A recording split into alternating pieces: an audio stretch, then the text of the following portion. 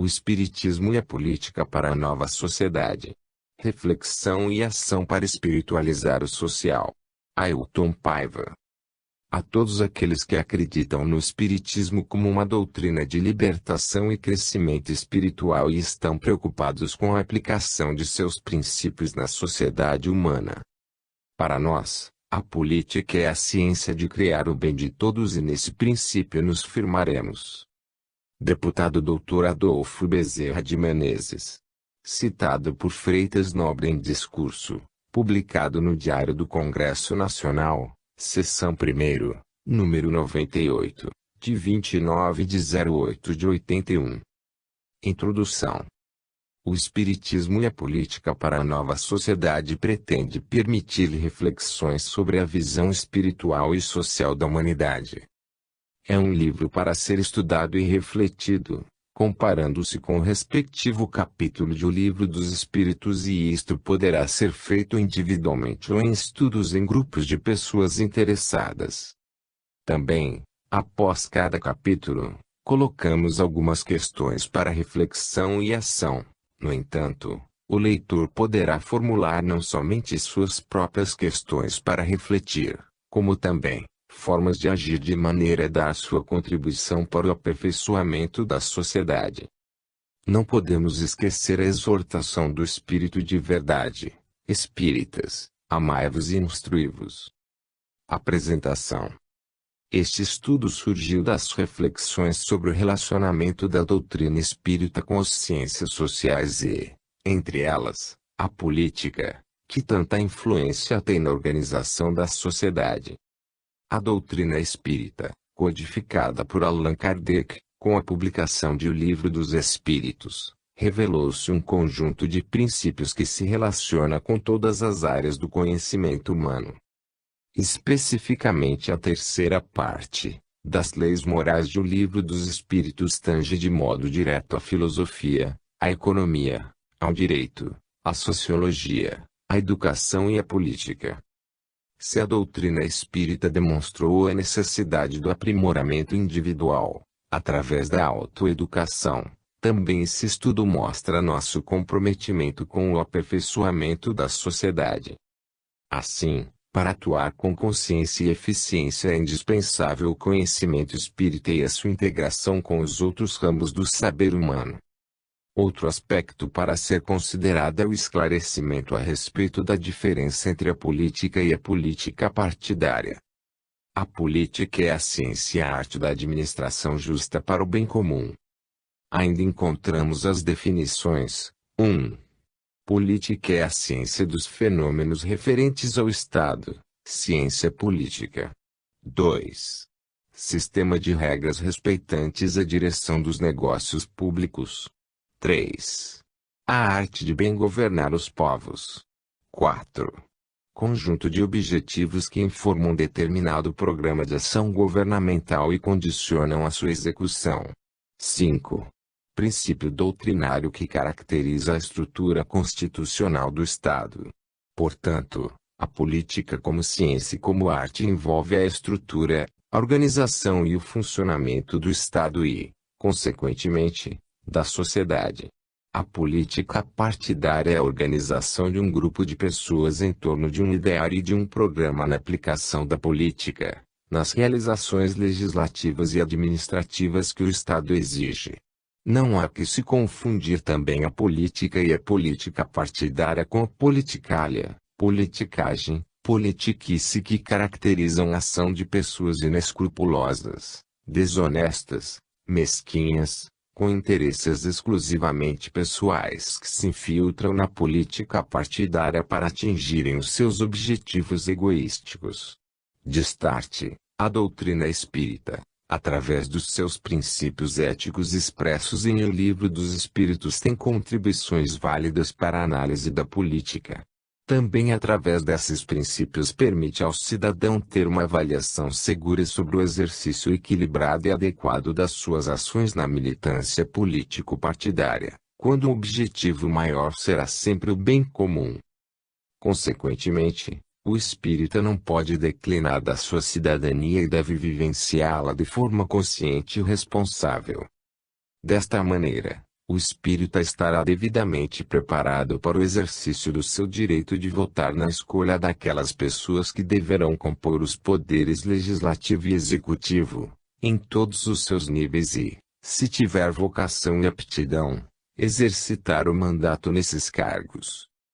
Evidentemente, a política partidária jamais deverá ser levada para dentro dos centros e sociedades espíritas, pois o local para o seu exercício é no seio das agremiações partidárias respectivas. De se entender, então, que não pode o espírito alienar-se no seio da sociedade em que vive, com a desculpa de que espiritismo e política não têm nada que ver, pois é preciso lembrar que a vida material e a vida espiritual são dimensões contínuas da própria vida.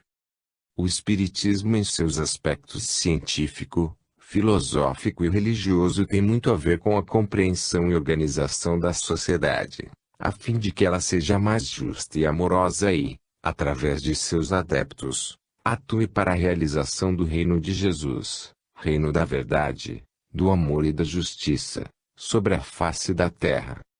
Por isso, devemos entender que são indispensáveis o espiritismo e a política para uma nova sociedade. 1. Espiritismo e política. Em que consiste a missão dos espíritos encarnados? Em instruir os homens, em lhes auxiliar o progresso, em lhes melhorar as instituições, por meios diretos e materiais. Questão número 573 de O Livro dos Espíritos. Haverá alguma relação entre espiritismo e política? Esta é uma pergunta que em muitos lugares temos lido e para a qual há sempre uma resposta negativa. Espiritismo nada tem a ver com política. No entanto, tais respostas apressadas e, muitas vezes, vazadas em preocupante tom de que seja até um pecado, são frutos de desinformação e de preconceitos consagrados. Sob o aspecto filosófico, o espiritismo tem a ver e muito com a política, já que esta deve ser a arte de administrar a sociedade de forma justa. Em sua obra básica, O Livro dos Espíritos, o Espiritismo consagra 405 questões, ou seja, da pergunta número 614 a 1018, para tratar das leis de adoração, trabalho, reprodução, conservação, destruição, sociedade, progresso, igualdade, liberdade e justiça, amor e caridade. Tais questões envolvem, portanto, o homem no seu relacionamento com o Criador da vida, com o planeta em que vive, com seus semelhantes, com as sociedades de que participa. Logo, sob o aspecto filosófico, o Espiritismo apresenta normas políticas.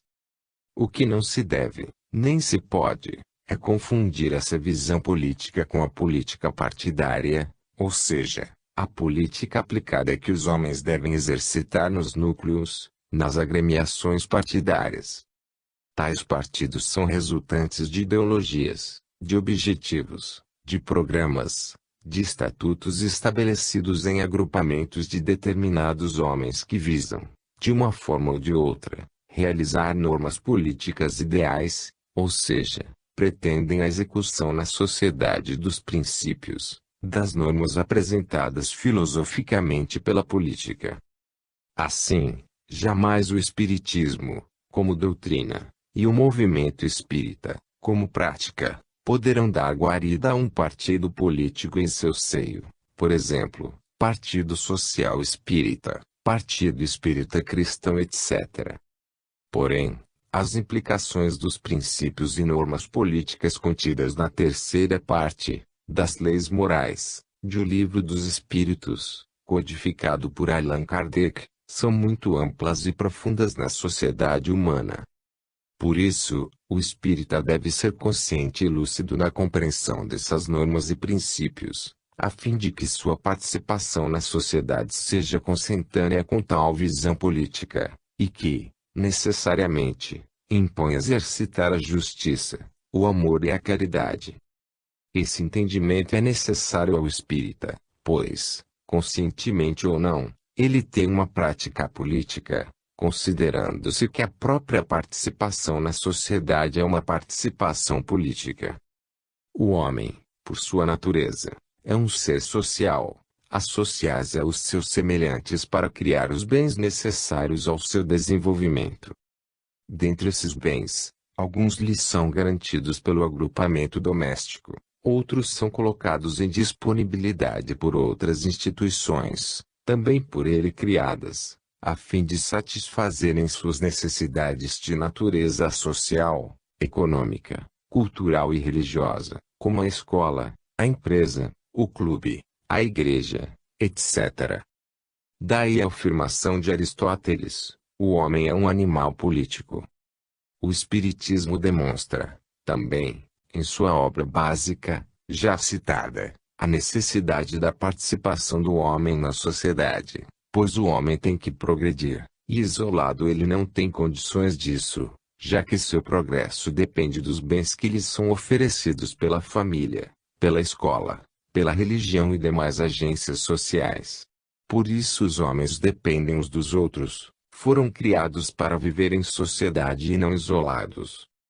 Assim, as pessoas, as famílias e as instituições sociais necessitam da paz baseada na justiça, na ordem e na segurança e de condições para a realização do bem comum. Para tanto, os homens associam-se em entidades mais amplas, gerando a sociedade política, personificada no Estado que, desta forma, se torna o responsável pelo bem de todas as pessoas. Ação espírita e política. Para progredir, o homem precisa da sociedade. O progresso não é o mesmo para todos, então os mais adiantados devem ajudar o progresso dos outros por meio do contato social. Esse auxílio, essa participação é uma ação política, embora possa não ser, e na maioria das vezes não é, uma ação político-partidária. Para o espírita, essa ação política deve ser sempre inspirada nos princípios expressos pelo aspecto filosófico do espiritismo, que o levam a amar e, nesse caso, amar é desejar o bem. Logo, a exteriorização política do amor é a expressão do querer bem e do agir para o bem de todos. Alerta-nos o espiritismo que o progresso intelectual realizado até o presente, em larga escala, é um grande avanço e assinala uma primeira fase de desenvolvimento da humanidade, sendo impotente, porém, para regenerá-la. Enquanto o homem estiver dominado pelo orgulho e pelo egoísmo, ele utilizará sua inteligência e seus conhecimentos para satisfazer suas paixões e seus interesses pessoais, não se importando em prejudicar seu semelhante e até mesmo destruí-lo. Somente quando, através do progresso moral, o homem dominar o orgulho e o egoísmo, ele poderá ampliar sua felicidade na terra, podendo, então, desfrutar da paz e da fraternidade. Isso só será possível quando os homens considerarem que, como irmãos, devem se auxiliar mutuamente e não o forte e poderoso explorar e viver às custas do mais fraco. V. A Gênese, Allan Kardec, capítulo 18, item 18 e 19. Na mesma obra, Allan Kardec revela os caracteres daqueles que devem participar da estruturação de uma sociedade justa e amorosa, cabendo-lhes fundar a era do progresso moral. A nova geração se distingue por inteligência e razão geralmente precoces, juntas ao sentimento inato do bem e à crença espiritualistas, o que constitui sinal indubitável de certo grau de adiantamento anterior. Não se comporá exclusivamente de espíritos eminentemente superiores, mas dos que, já tendo progredido, se acham predispostos a assimilar todas as ideias progressistas, e aptos a secundar o movimento de regeneração. Consequentemente, a ação política dos bons é um imperativo na hora atual. O Espiritismo apresenta conceitos claros e precisos para essa atuação. A nova geração marchará, pois, para a realização de todas as ideias humanitárias compatíveis com o grau de adiantamento a que houver chegado. Avançando para o mesmo alvo e realizando seus objetivos, o Espiritismo se encontrará com ela no mesmo terreno. Aos homens progressistas se deparará nas ideias espíritas poderosa alavanca que o Espiritismo achará, nos novos homens, espíritos inteiramente dispostos a acolhê-lo. A Gênese. O Espiritismo não cria renovação social. A madureza da humanidade é que fará dessa renovação uma necessidade. Pelo seu poder moralizador, por suas tendências progressistas, pela amplitude de suas vistas, pelas generalidades das questões que abrange, o Espiritismo é mais apto do que qualquer outra doutrina a secundar o movimento de regeneração. Por isso, é ele contemporâneo desse movimento. Surgiu na hora em que podia ser de utilidade, visto que também para ele os tempos são chegados. Em A Gênese, Allan Kardec, GN. Da análise dos conceitos expostos surge clara a estimulação do Espiritismo à participação no processo político, social, cultural, econômico, de modo a secundar o movimento de regeneração da sociedade humana em bases de justiça e amor. Para tal ação é imprescindível que se tome conhecimento dos princípios e normas da doutrina social espírita, contida em O Livro dos Espíritos, em sua terceira parte. Reflexão 1. Através do seu conhecimento da doutrina espírita, você analisa a sociedade e suas instituições para agir com mais eficiência no roteiro da justiça e do amor. 2. Simultaneamente à sua reforma íntima, você está agindo para melhorar a sociedade humana. Como? 2. Adoração a Deus como forma de participação do homem na sociedade. Tem Deus preferência pelos que o adoram desta ou daquela maneira? Deus prefere os que o adoram do fundo do coração, com sinceridade, fazendo o bem e evitando o mal, aos que julgam honrá-lo com cerimônias que os não tornam melhores para com os seus semelhantes. Questão número 654 de O Livro dos Espíritos. De conformidade com o conceito espírita de adoração, Deus prefere os que o adoram do fundo do coração, com sinceridade, fazendo o bem e evitando o mal, aos que julgam honrá-lo com cerimônias que não os tornam melhores para com os seus semelhantes. Para se fazer o bem e evitar o mal é necessário que o homem seja participante da sociedade em que vive, através de ações que preservem os próprios direitos naturais, como, também, dentro de suas possibilidades, defenda os direitos naturais do seu semelhante. Obviamente de nada vale a adoração exterior manifesta em rituais e posturas falsas, se o comportamento da pessoa motiva-se pelo egoísmo, orgulho, vaidade e prepotência. A adoração a Deus, no conceito espírita, tem uma ação política dentro da sociedade, ou de forma mais ampla, no planeta em que se vive, fazer o bem e evitar o mal. Para fazer o bem e evitar o mal é necessário procurar extinguir o orgulho, a inveja, o egoísmo, a vaidade e a prepotência, não só de si mesmo, como também das instituições e grupos sociais.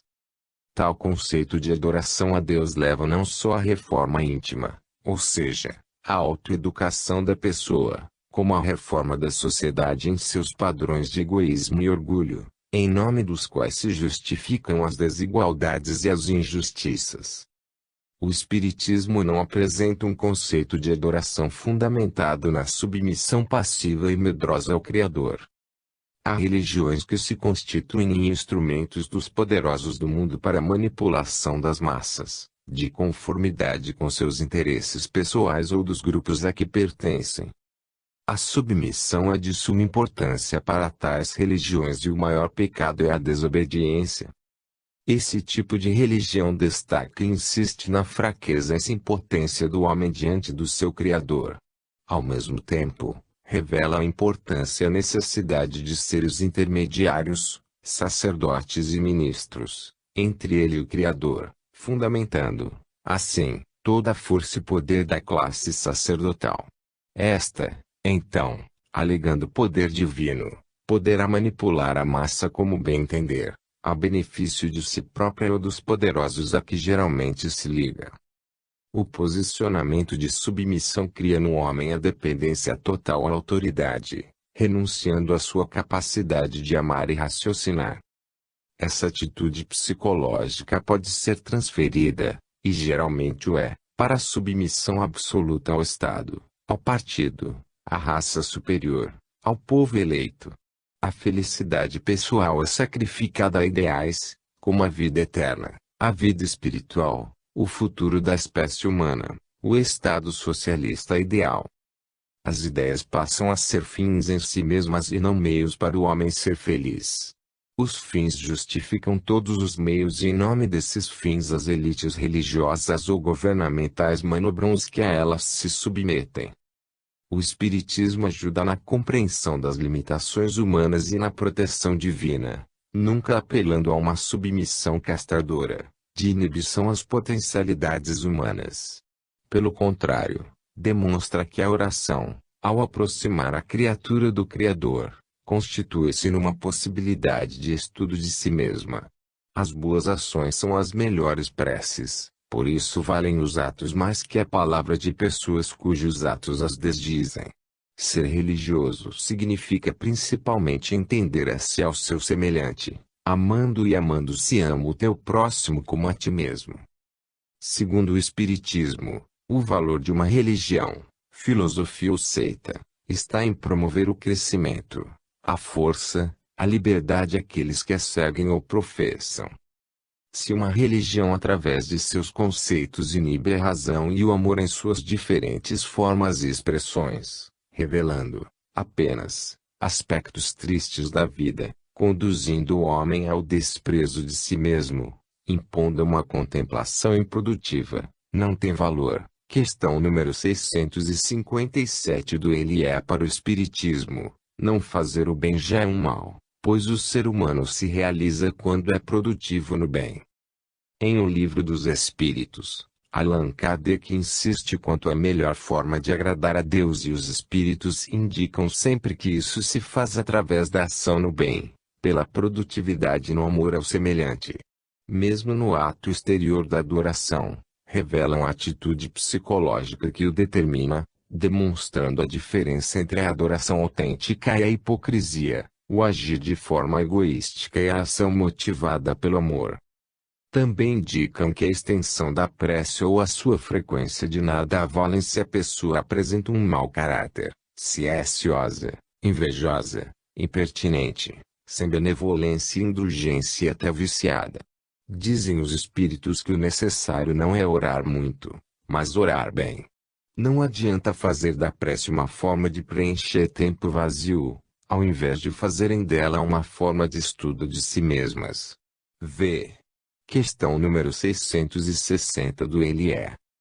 O espírita, pois, não deve temer a autoanálise, nem a crítica, porque sabe que a melhor maneira de se aperfeiçoar é conhecer-se a si mesmo, que, quando erra, não ofende a Deus, apenas produz reações de efeitos corretivos em si mesmo, quando esse erro não for contrabalançado pela sua ação no bem no mesmo campo.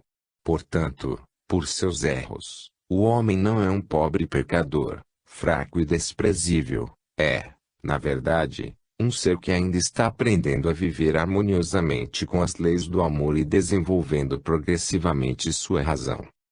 Por isso, o conceito espírita de adoração infunde um profundo respeito pela vida, uma permanente indagação sobre o universo e o homem, um intrínseco amor pelo semelhante.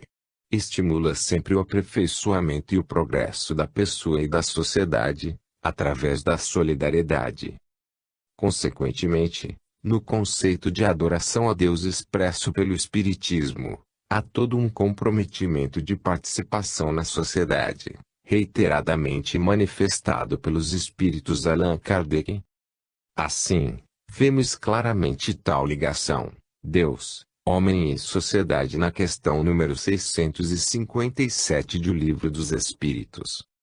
Tem, perante Deus, algum méritos que se consagram à vida contemplativa, uma vez que nenhum mal fazem e só em Deus pensam.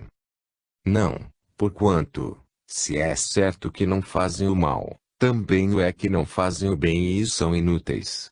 Demais, não fazer o bem já é um mal. Deus quer que o homem pense nele, mas não quer que só nele pense, pois que lhe impôs deveres a cumprir na terra. Quem passa todo o tempo na meditação e na contemplação nada faz de meritório aos olhos de Deus, porque vive uma vida toda pessoal e inútil à humanidade e Deus lhe pedirá contas do bem que não houver feito. Da mesma forma, a atitude comodista e passiva, expressa pela omissão diante dos problemas humanos em estruturas sociais injustas e materialistas é por eles reprovada. Pois o comodista, ainda que não pratique o mal, dele se aproveita. Portanto, o espírita, para não ser omisso e assim indiretamente aproveitar-se do mal, deve se esforçar para que o conceito espírita de adoração a Deus seja efetivamente aplicado na sociedade humana, de forma conveniente, oportuna e adequada, em consonância com a própria ética ou moral espírita. Reflexão 1. Você está transformando as suas orações em boas ações? 2. Considerando seu amor à vida, como você está agindo para preservar a vida no planeta? 3. O trabalho segundo o Espiritismo. Por trabalho só se deve entender as ocupações materiais? Não, o espírito trabalha, assim como o corpo. Toda ocupação útil é trabalho. Questão número 675 de O Livro dos Espíritos. O trabalho é lei da natureza, por isso mesmo que constitui uma necessidade, e a civilização obriga o homem a trabalhar mais, porque ele aumenta as necessidades e os gozos. Assim orientam os Espíritos na questão número 674 de O Livro dos Espíritos. Advertem, ainda, na questão seguinte, da mesma obra que o espírito trabalha, assim como o corpo. Toda ocupação útil é trabalho.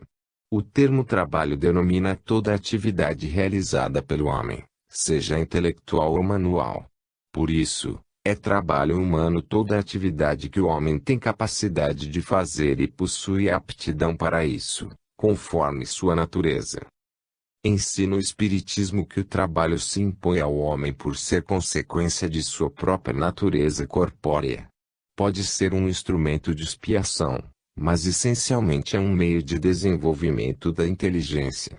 Para satisfazer suas necessidades básicas, alimentação, segurança e bem-estar, o homem tem que trabalhar, o que o impulsiona ao progresso intelectual.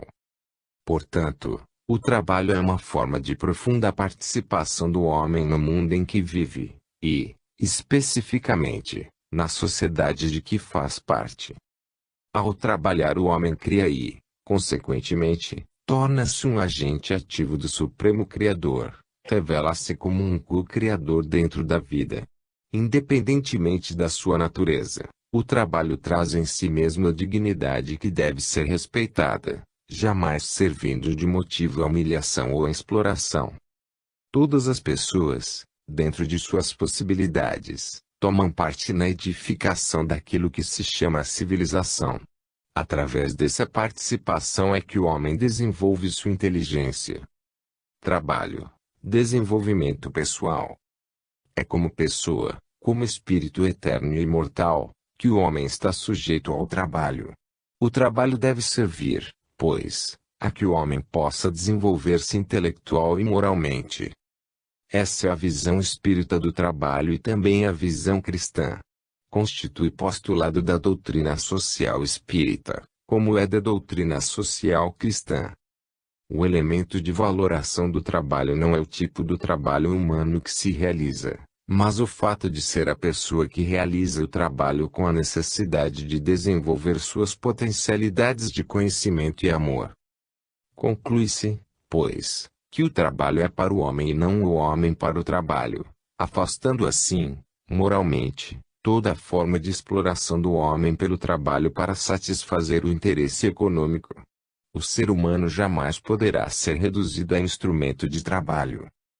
A civilização cria multiplicidades de trabalhos, nenhum deles, porém, poderá servir como meio de exploração do homem com o objetivo do lucro, nem ferir sua dignidade como ser humano.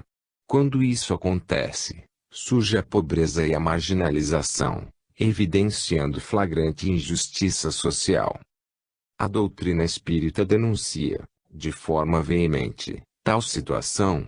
Esclarece que, Todo aquele que tem o poder de mandar é responsável pelo excesso de trabalho que impõe aos que lhe são subordinados, abusando da autoridade e transgredindo as leis de Deus.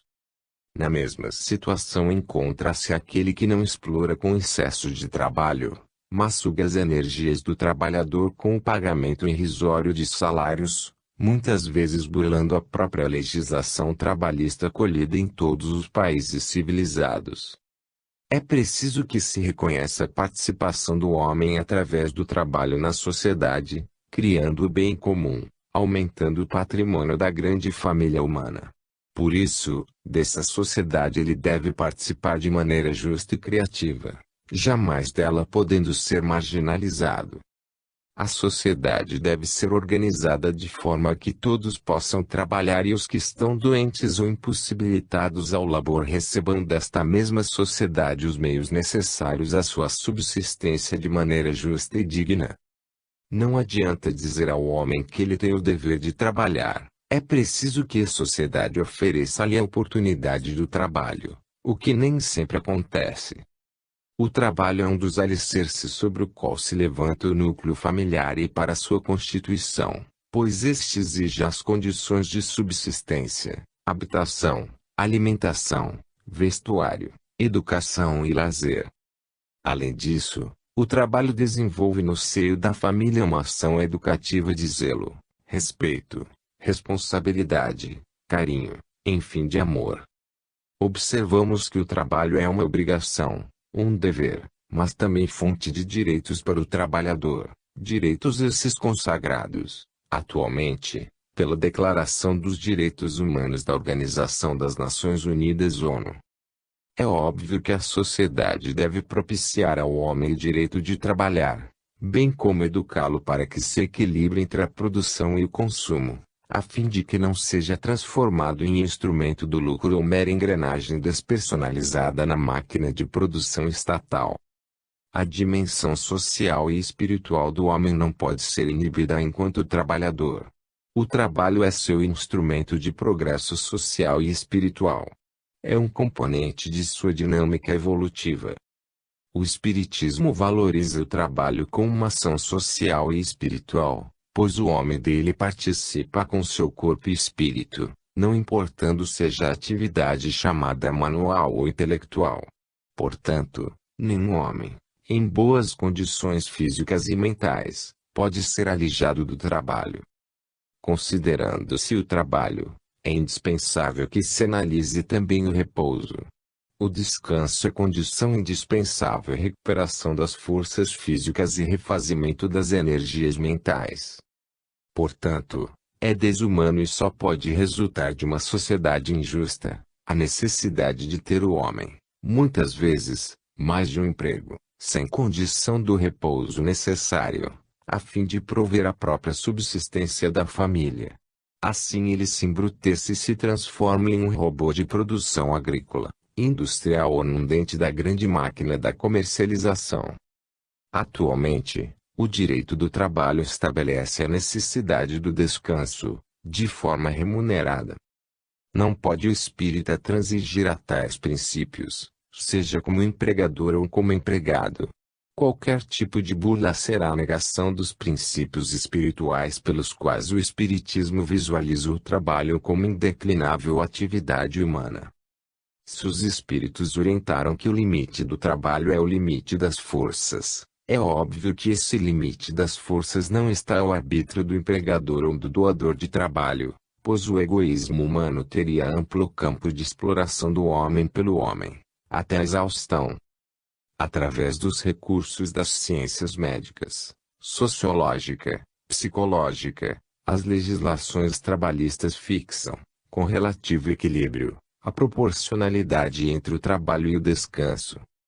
No entanto, é indispensável que esses direitos estabelecidos pela legislação social dos povos e proclamados por entidades como a Organização das Nações Unidas, Organização Internacional do Trabalho, sejam respeitados e defendidos por empregadores e empregados e devidamente tutelados pelos Estados. O espírita, Colhendo a informação sobre a lei do trabalho em O Livro dos Espíritos, deve estar atento a que tais princípios doutrinários, acolhidos pela legislação trabalhista, sejam aplicados e respeitados. Reflexão 1. Ao executar seu trabalho, você se sente co-criador com Deus? Em que aspectos? 2. Como agir para que todas as pessoas tenham direito ao trabalho? 4. Entendimento espírita sobre a reprodução. Será contrário à lei da natureza o aperfeiçoamento das raças animais e vegetais pela ciência?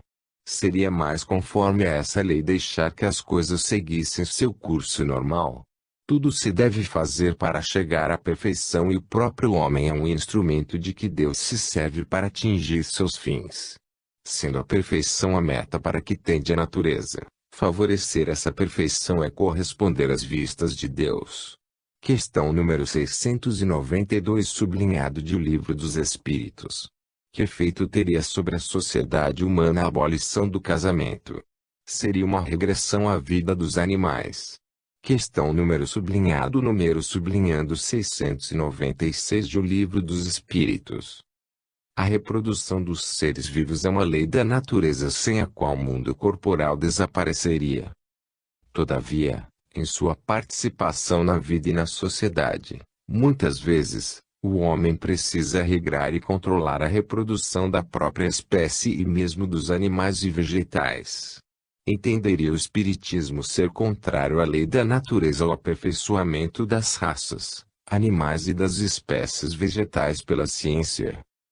O entendimento espírita, lançado em O Livro dos Espíritos, é incisivo no sentido de que tudo deve ser feito para se chegar à perfeição. Além do mais, esclarece ser o homem instrumento de que Deus se serve para atingir seus fins. Se a perfeição é o fim a que tende a natureza, ajudar a atingir essa perfeição é proceder de conformidade com as leis divinas.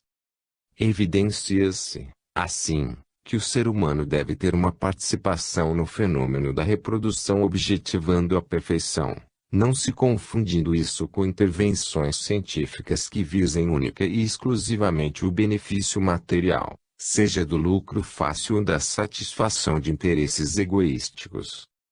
Os espíritos observam que o homem, mesmo agindo sob o impulso do egoísmo, realiza seu progresso, pois está desenvolvendo a inteligência.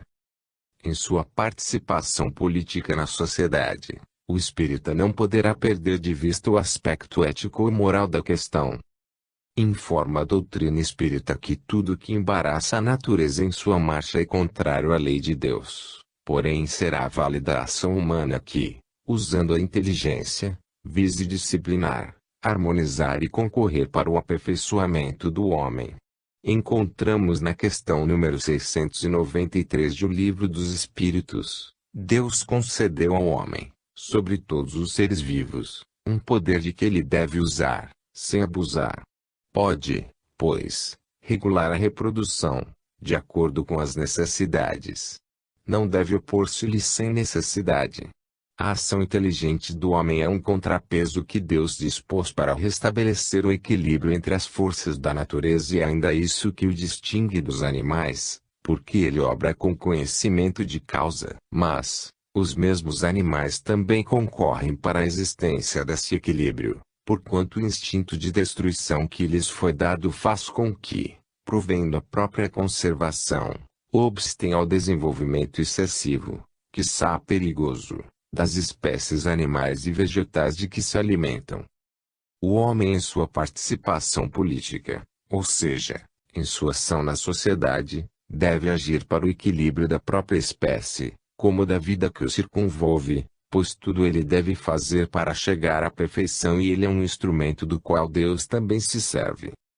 No entanto, o ser humano ainda é imperfeito e, muitas vezes, age apenas para satisfazer seus instintos e impulsos, obstando à reprodução apenas para satisfazer a sensualidade. O Espiritismo demonstra que isso revela a predominância do corpo sobre a alma.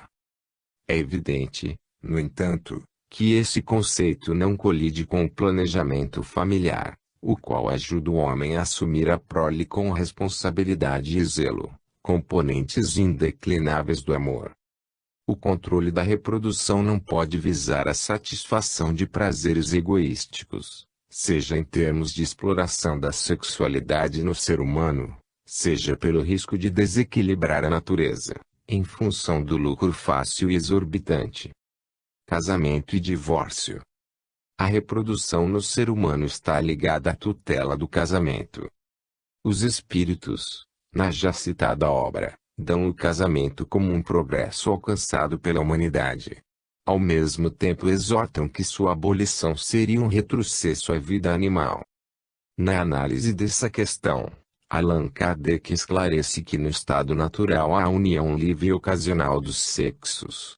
O surgimento do casamento representa um dos primeiros progressos da sociedade humana, pois estabelece a solidariedade fraterna. O casamento é uma instituição que deve ser defendida e preservada pelo que apresenta de importante e necessário ao aprimoramento do ser humano no desenvolvimento do amor.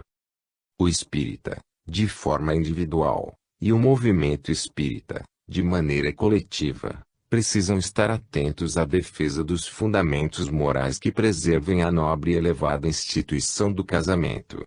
A título de liberdade levantam-se vozes que pregam a sexualidade irresponsável, rebaixando a relação sexual humana ao nível do instinto, como se tal envolvimento físico, psíquico, emocional, sentimental fosse tão simples e fisiológico como matar a sede ou saciar a fome.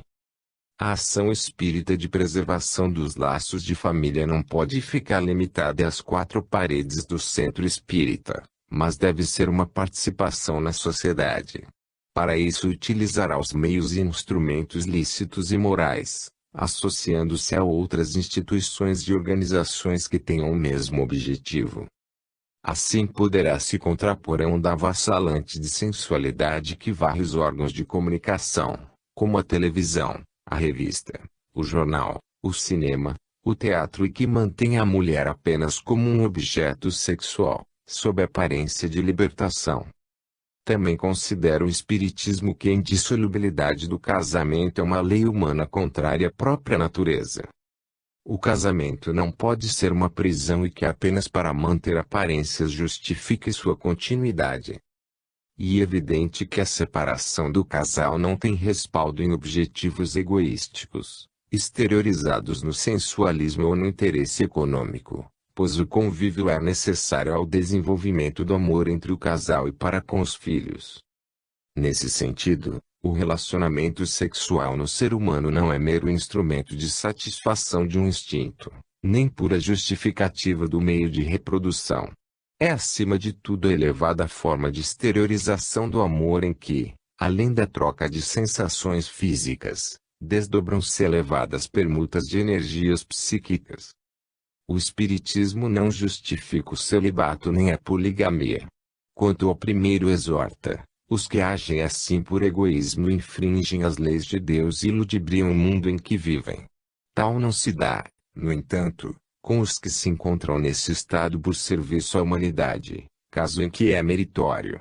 A poligamia é um costume humano cuja abolição representa verdadeiro progresso, pois o casamento deve se fundamentar na afeição entre os seres e não apenas na sensualidade. Também não se justifica a poligamia ao arrepio da lei em que, numa aparente monogamia, o ser humano fere a dignidade e o respeito ao seu cônjuge, buscando às escondidas outro parceiro, num comportamento de falsidade, mentira e hipocrisia. O espírita deve dignificar o sexo, preservar o casamento e defender sua constituição onde e quando necessário. Reflexão 1. O que fazer para preservar a instituição do casamento como instrumento de aperfeiçoamento do ser humano no desenvolvimento do amor? 2. Como opor-se à onda avassaladora de sensualidade que domina os órgãos de comunicação, o cinema, a televisão, o teatro, a revista, o jornal que apresentam a mulher e o homem como objetos sexuais? 5. A conservação sob a análise espírita. Com que fim outorgou Deus a todos os seres vivos o instinto de conservação? Porque todos têm que concorrer para cumprimento dos desígnios da providência. Por isso foi que Deus lhes deu a necessidade de viver. Acrê-se que a vida é necessária ao aperfeiçoamento dos seres. Eles o sentem instintivamente, sem disso se aperceberem. Questão número 703 sublinhado de O Livro dos Espíritos. O uso dos bens da terra é um direito de todos os homens. Esse direito é consequente da necessidade de viver. Deus não imporia um dever sem dar ao homem o meio de cumpri-lo. Questão número 711 de O Livro dos Espíritos. Todos os seres vivos possuem um instinto de conservação, qualquer que seja o grau de inteligência, pois a vida é necessária ao aperfeiçoamento dos seres. Por isso a terra produz de modo a proporcionar o necessário aos que a habitam, visto que só o necessário é útil. O supérfluo nunca o é. V. Questão número 704 de O Livro dos Espíritos. O homem ainda não aprendeu a retirar do solo apenas o que lhe é necessário. Sua ganância, traduzida pelo desejo de lucro fácil, leva-o a dilapidar o patrimônio do qual o Senhor da vida permitiu-lhe usufruto. Destrói sem maiores preocupações florestas imensas, polui as fontes e os rios, contamina os mares. Isso em nome do progresso que, na verdade, mascara a ação egoística de pessoas e grupos que colocam os próprios interesses acima do bem-estar da própria humanidade. O Espiritismo apresenta reflexões sobre economia e agricultura. Ensinamentos simples, porém profundos que só os cegos pela ambição e pelo egoísmo podem desprezar. O ser humano ainda é imprevidente, pois não sabe regrar o seu viver. A terra produziria sempre o necessário, se com o necessário o homem soubesse se contentar. Muitas vezes ele a toma árida e estéril em virtude de sua imperícia e da exigência do máximo de produção para satisfazer seu apetite econômico. Com relação aos meios de subsistência, observou Allan Kardec que a muitas pessoas falta o indispensável, embora estejam cercadas pela abundância. Qual seria a causa? O Espiritismo indica claramente tratar-se do egoísmo do homem que não faz o que lhe cumpre no campo da justiça. Também a outros faltam os meios de subsistência por sua própria incúria e imprevidência. Ao lado da abundância, no supérfluo, falta o necessário à massa humana dos marginalizados na sociedade. Nela encontramos a carência, a doença, a falta de habitação, a escassez de vestuário, a ausência de instrução e o trabalho subhumano. Essa massa contrasta com a minoria que detém o poder econômico. Tal é a situação em muitas partes do planeta, no chamado Terceiro Mundo.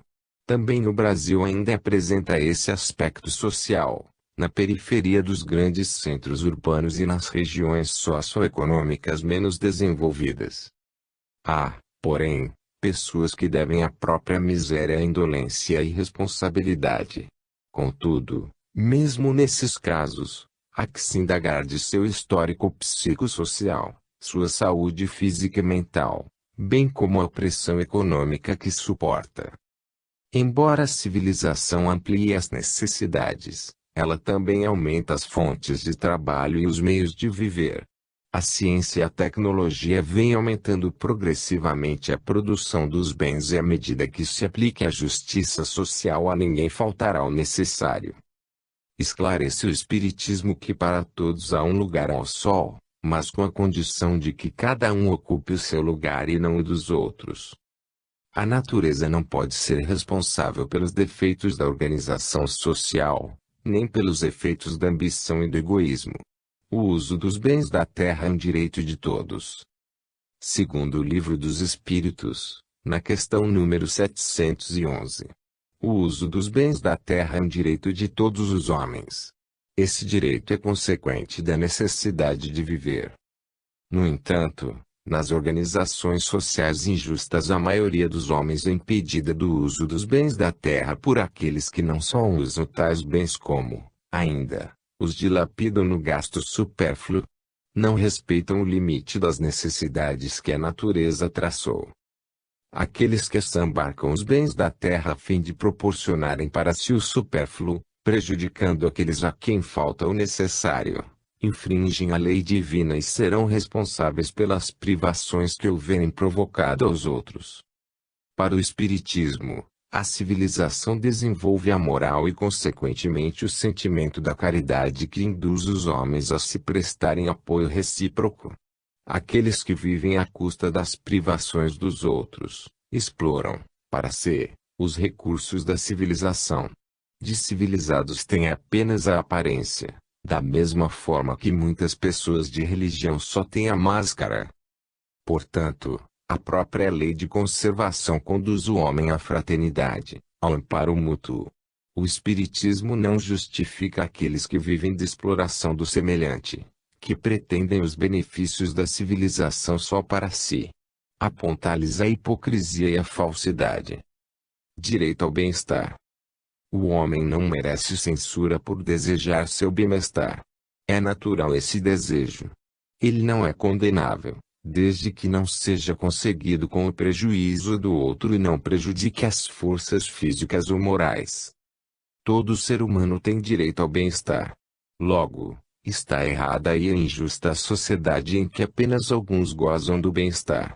Também não está certa para o Espiritismo a sociedade que elege padrões de felicidade em termos de consumir feliz é o que tem dinheiro para comprar, e não de ser, desenvolvendo sua capacidade de conhecer e amar, pois apela somente para a satisfação dos impulsos ou instintos. Para a doutrina espírita não há valor na privação do bem-estar, na mortificação, no isolacionismo religioso, uma vez que isso somente interessa a quem o pratica. Se tais condições impedem a pessoa de fazer o bem, elas revelam o egoísmo, seja qual for o pretexto que expressem. O sacrifício vale quando é feito a fim de ajudar o próximo, quando nele há um conteúdo de amor. A questão número 726 do Livro dos Espíritos orienta: supõe-se que se adiantam no caminho do progresso os que abreviam a vida, mediante rigores sobre-humanos, como o fazem os bonzos, os faquires e alguns fanáticos de muitas seitas. Porque de preferência não trabalham pelo bem de seus semelhantes. Vistam o indigente, consolem o que chora, trabalhem pelo que está enfermo, sofram privações para alívio dos infelizes e então suas vidas serão úteis e, portanto, agradáveis a Deus. Sofrer alguém voluntariamente, apenas por seu próprio bem, é egoísmo. Sofrer pelos outros é caridade, tais os preceitos do Cristo. Desse conceito destaca-se, claramente, a necessidade da participação ativa do homem na sociedade, a benefício de seu semelhante. Só aí justifica-se a privação, com um fim útil, expressando amor ao próximo. O que de importante se realça é a privação, a renúncia, o sacrifício em prol do pobre, do marginalizado, do injustiçado, do enfermo, a se traduzir numa ação social, uma ação política que lhe reconhece os direitos humanos. O espírita deve, mesmo com sacrifício, agir conscientemente para que, na sociedade humana, todos tenham o necessário para o seu progresso. Sabendo que o uso dos bens da terra é um direito de todos os homens, conforme os postulados do Espiritismo, o espírita deve participar pelos meios lícitos que tem ao seu dispor para que esse direito seja indistintamente aplicado. Reflexão 1. Qual tem sido sua postura diante da destruição da natureza em função do lucro fácil? 2. Como você imagina poderia ser uma sociedade em que a economia não destruísse a natureza e em que todas as pessoas tivessem o necessário para uma vida digna? 6. O enfoque espírita da destruição. Se a regeneração dos seres faz necessária a destruição, porque os cerca a natureza de meios de preservação e conservação, a fim de que a destruição não se dê antes do tempo. Toda destruição antecipada obsta ao desenvolvimento do princípio inteligente. Por isso foi que Deus fez que cada ser experimentasse a necessidade de viver e de se reproduzir. Questão número 729 do Livro dos Espíritos. A destruição pode, também, ser considerada uma lei da natureza, porque o que se chama de destruição não passa de uma transformação que tem por fim a renovação e melhoria dos seres vivos. Veja a questão número 728 do Livro dos Espíritos. Os espíritos procuram mostrar o mecanismo de equilíbrio que preside tal fenômeno ao analisarem o instinto de destruição dos seres vivos como desígnios providenciais, já que as criaturas são instrumentos de que Deus se serve para atingir os fins por ele estabelecidos. Em decorrência da necessidade de alimentação, os seres vivos destroem-se reciprocamente. Com isso atingem-se dois objetivos: equilíbrio e manutenção na reprodução e utilização da matéria que sofreria a destruição. Estabelece, assim, o Espiritismo o equilíbrio entre a destruição e a conservação, e o importante é que destruição não se dê antes do tempo. Toda destruição antes do tempo cria obstáculos ao progresso do princípio inteligente. Observamos, então, verdadeiro jogo de forças da natureza para, de forma geralmente sábia, manter o necessário equilíbrio entre a conservação e a destruição dos seres. Muitas vezes esse equilíbrio é rompido quando o homem, agindo de uma forma egoísta sobre a natureza, destrói os seres de forma inútil e desnecessária. Quando a destruição ultrapassa os limites que a necessidade e a segurança estabelecem, aparece o domínio da materialidade sobre a natureza espiritual. Toda destruição que excede os limites da necessidade é uma violação da lei de Deus. Questão número 735 do Ele é. Entre as formas de destruição, encontram-se os flagelos. Será possível ao homem afastar os flagelos que o afligem? O Espiritismo afirma ser possível isso. No entanto, esclarece que muitos flagelos resultam da imprevidência humana. À medida que a ciência e a técnica vão progredindo, o homem vai podendo dominar os flagelos, isto é, pela pesquisa das causas ele pode prevenir-se. No entanto, há certos flagelos como terremotos, ciclones, maremotos, quedas baixíssimas de temperatura que o ser humano ainda não pode controlar. A esses ele tem que se submeter, porém ele os agrava por sua negligência. Há, pois, necessidade de o homem organizar a sociedade de forma a ser previdente, somando conhecimentos e experiências, encontrando a solução dos males ao remover as causas. Para isso concorrem a ciência e a técnica. No entanto, se flagelos como inundações, epidemias, secas levam a dor e o sofrimento a grande parte das populações, é porque o egoísmo, traduzido no privilégio de minorias, impede que recursos avançados da ciência e da técnica sejam aplicados de forma a eliminar ou diminuir seus danosos e dolorosos efeitos. Quanto aos males que escapam à sua capacidade de controle, o homem deve utilizar sua inteligência para compreendê-los cada vez mais, a fim de, futuramente, conjurá-los. Deverá também usar a paciência e a compreensão para suportar-lhe os efeitos, evitando agravá-los pela revolta e negligência. Dentre os flagelos produzidos exclusivamente pelo homem, sobreleva a guerra. O Espiritismo diz que a guerra desaparecerá da face da terra quando os homens compreenderem a justiça e praticarem a lei de Deus. Nessa época, todos os povos serão irmãos. Vê questão número 743 do Ele é. Para que haja harmonia numa sociedade humana é imperioso que a justiça se faça junto a cada um de seus componentes. Também para que haja paz e harmonia entre as nações, é indispensável que elas se relacionem sob o palio da justiça. Porém, a realidade, atualmente, ainda não é essa. Nações mais desenvolvidas econômica e tecnicamente procuram explorar as nações pobres. Tais nações utilizam regras do mercado internacional que lhes propiciam lucros fáceis, estabelecem preços que lhes convém, fixam barreiras alfandegárias, importam matéria-prima a preços aviltantes. agem de maneira a manter as nações pobres em permanente dependência econômica, política e até mesmo militar.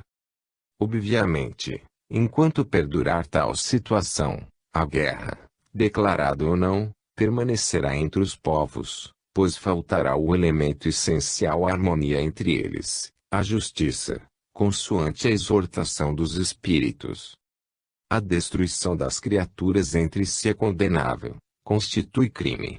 Para Deus, segundo os espíritos, o assassínio constitui grande crime, pois quem tira a vida do seu